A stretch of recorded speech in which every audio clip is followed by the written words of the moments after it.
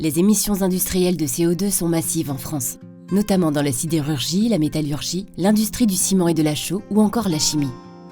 Une grande partie des émissions industrielles du pays est générée près du grand port maritime de Dunkerque. Cette zone produit à elle seule 20% des émissions de CO2 industrielles. Mais comment le transport de CO2 est-il réalisé en France ? Pour l'instant, cette molécule est majoritairement acheminée par des camions-citernes ou par voie ferrée pour divers usages, notamment dans l'industrie agroalimentaire, avec par exemple les procédés de congélation. Aujourd'hui en France, il n'existe pas encore de transport par canalisation. Pourtant, la décarbonation de l'industrie implique que le CO2 puisse être capté et injecté dans des réservoirs géologiques.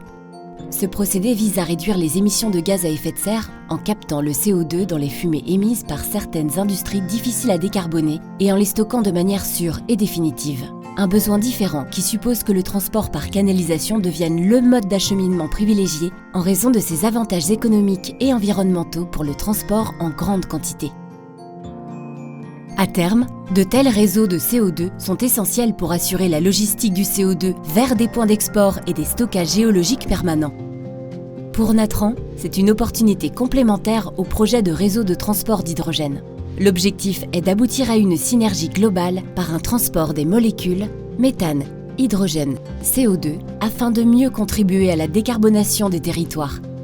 Cette mission s'inscrit dans l'objectif d'atteindre la neutralité carbone d'ici 2050. Ensemble, rendre possible un avenir énergétique sûr, abordable et neutre pour le climat.